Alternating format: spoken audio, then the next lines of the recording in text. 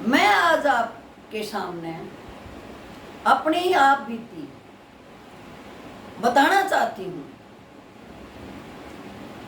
रोहतक से बॉम्बे का सफर, क्योंकि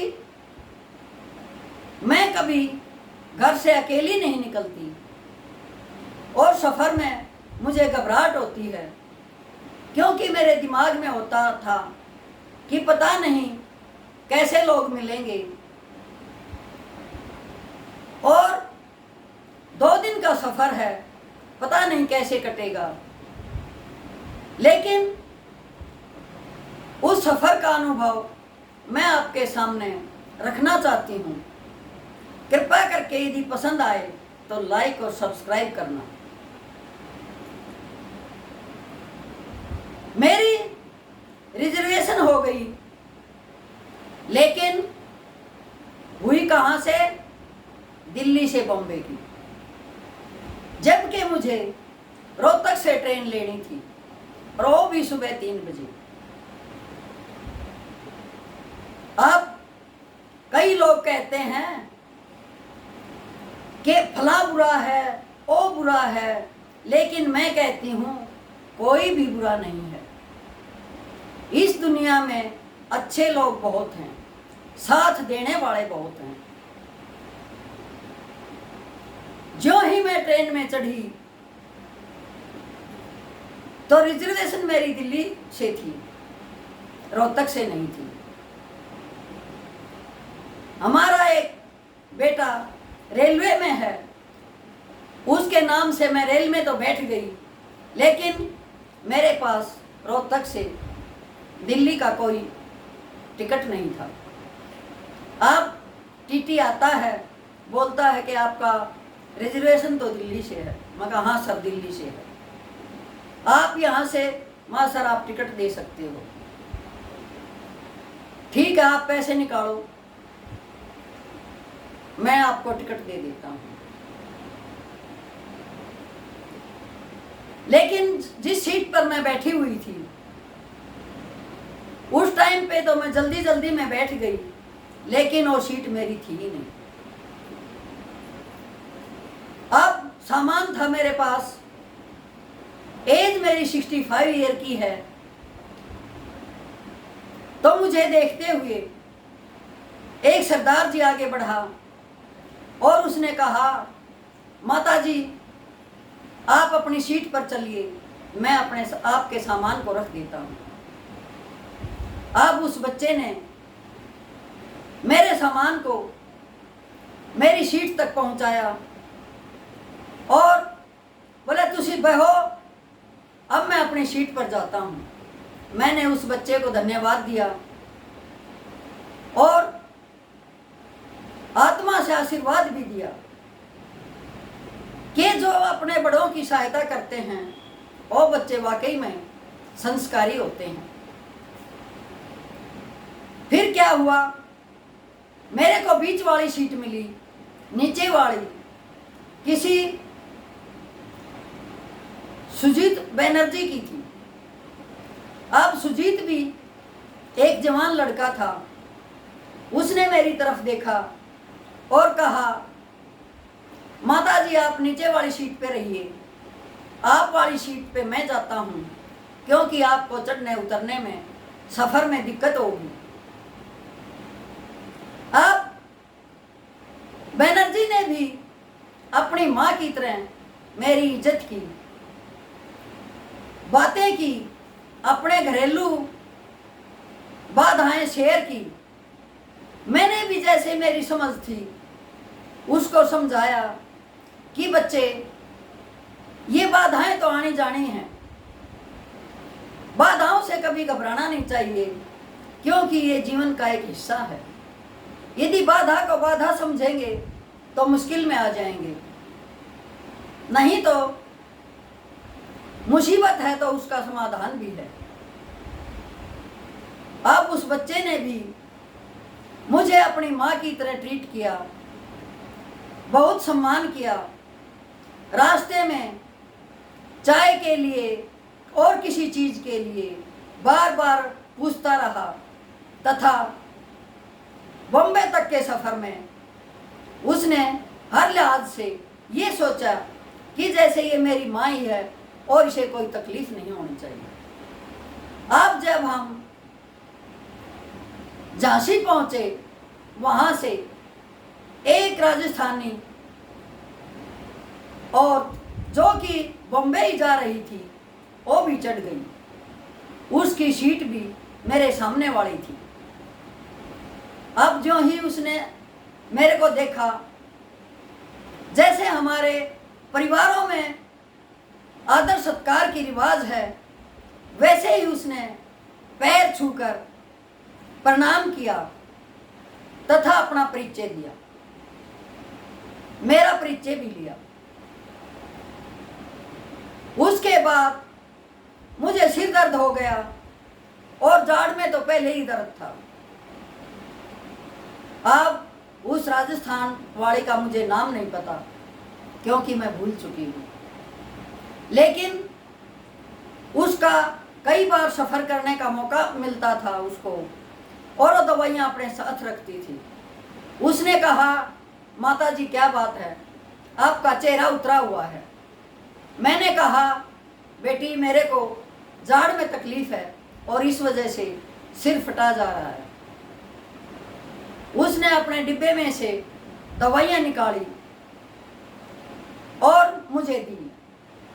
थोड़ी देर के बाद क्या देखती हूँ कि चाय मंगा रखी है और वो कहती है कि माता जी पी लो। मैंने कहा, बिटिया मैं रेल की चाय नहीं पीती, लेकिन फिर भी उसने बार बार आग्रह किया कि मैं तो आती जाती रहती हूँ और यहाँ इस स्टेशन की चाय बहुत अच्छी है। फिर मैंने उसका बार बार आग्रह करने पर चाय पी। उसके बाद मैं बिल्कुल नई थी और बॉम्बे के स्टेशन पर उतर जाती हूँ। अब मुझे पता नहीं होता कि किधर गेट है, किधर जाना है। जहाँ दूसरी सवारियाँ जा रही थी, मैं भी उनके पीछे पीछे अपने सामान को घसीटते हुए चल पड़ी। इतनी देर में एक पता नहीं CRPF का था या CISF का एक लड़का था हरियाणा का, वो आता है। मैंने उससे पूछ लिया कि बेटे मुझे ये बताओ कि बाहर निकलने का गेट कहाँ है और जो लाल बस खड़ी होती हैं वो किधर खड़ी होती हैं। अब उसने मेरी तरफ देखा और मेरे सामान को उठा लिया। बोले, माता जी चलो मैं बताता हूँ आपको। अब आगे कोरोना का समय था तो चेकिंग भी होनी थी। मेरी चेकिंग होने लगी और उस बच्चे को उसके ऑफिसर ने बुला लिया। वो वहाँ से चला गया। वहाँ से निकली तो एक मोहम्मदन मेरे आगे से गुजर रहा था। मैंने उसको कहा, भाई साहब मुझे रास्ता बताओ कि मुझे और लाल जहाँ बस खड़ी होती हैं वहाँ जाना है।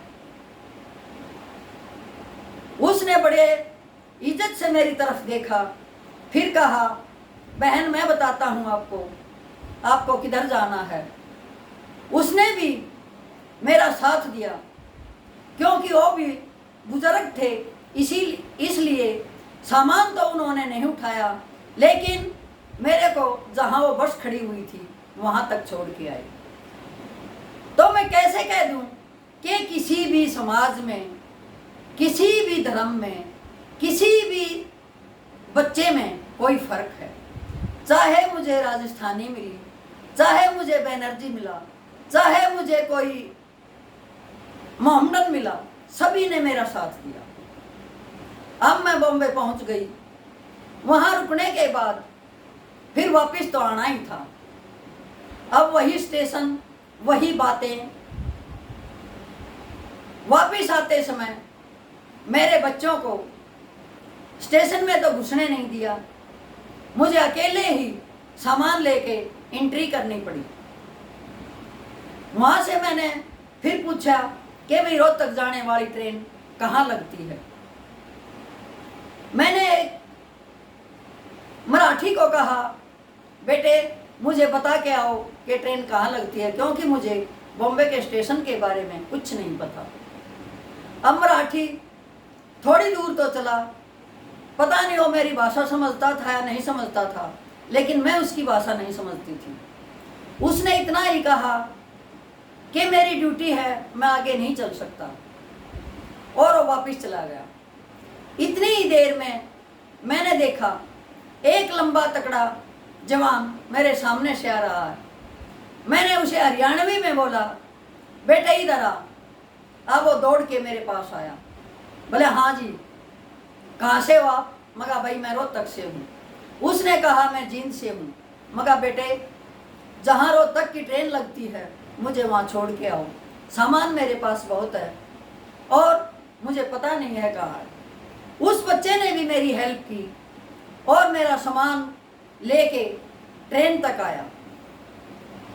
वो वापिस ही गया था। इतनी देर में ट्रेन भी अपनी जगह लग चुकी थी। अब मैंने सोचा कि सामान भारी है, इसको ट्रेन में चढ़ाया कैसे जाएगा। अब जो ही खिड़की खुली, जो भी वहाँ वर्कर था रेलवे का, मैंने उसी से कहा बेटे क्या मेरी हेल्प करोगे? उसने कहा माता जी क्यों नहीं, आप बताओ। मैंने उसको बताया कि भाई B2 के 64 सीट पर मेरी जो है रिजर्वेशन है और आप मेरा सामान रख दीजिए। उस बच्चे ने भी बगैर किसी रोक टोक के, वो एम्प्लॉय था, फिर भी उसने मेरी सहायता की और मेरे सामान को मेरी सीट तक पहुंचा दिया। लेकिन फिर मेरे से गलती हो गई कि B2 में चली गई, B3 में जाना था। अब फिर मैंने, और सीट वाला बंदा आ गया, उसने कहा कि माता जी ये सीट तो मेरी है, आपका तो B3 में है 64। मैं ठीक है भाई। वहां एक मराठी लड़का खड़ा हुआ था। जो ही उसने देखा कि ये सामान उठा नहीं पाएंगी, उसने कहा माता जी मैं लेके चलता हूँ, मैं आपको वहाँ छोड़ता हूँ। अब उसने भी मेरा सामान उठाया और मेरी सीट पे जाके रख दिया। आते समय मुझे एक ऐसा दंपति मिला जो कि झांसी में रहने वाले बच्चे थे। लड़की बॉम्बे की थी, सना डॉक्टर थी वो डेंटल की, और रहमान उसका पति था। पहले तो मुझे पता ही नहीं था उनके ड्रेसअप सेंस से, उनके पहनावे से कि बच्चे कौन हैं। लेकिन जब उन्होंने अपने मम्मी पापा को खुदा हाफिज कहा, तब मुझे पता चला कि ये बच्चे मोहम्मदन हैं। उनकी सीट मेरे सामने वाली सीट थी। उन दोनों ही बच्चों ने, रहमान ने भी और सना ने भी, मेरे से माँ जैसा व्यवहार किया। और जब तक हमारा सफ़र रहा तब तक बातें की, एक दूसरे की एजुकेशन शेयर की, सभी बातें बताई।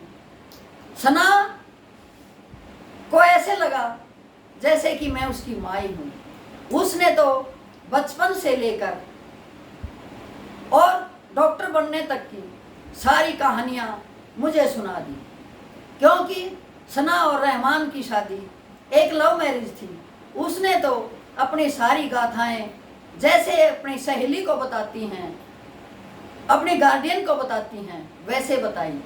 और उन्होंने भी जो ही चाय आई, रहमान ने कई बार आग्रह किया, नहीं माता जी आप ज़रूर पियोगे, आप नहीं पीते तो हम भी नहीं पीते, यहाँ बहुत अच्छी मिलती है, हम तो आते जाते रहते हैं। उन बच्चों ने भी झांसी तक मुझे इतना प्यार दिया, इतना सम्मान दिया कि मैं उन बच्चों को भी भुला नहीं पा रही। और ये कौन कहता है कि किसी के आदर सत्कार में न धर्म अड़ता है न जाति अड़ती है, कुछ नहीं अड़ता, सब लोग अच्छे हैं।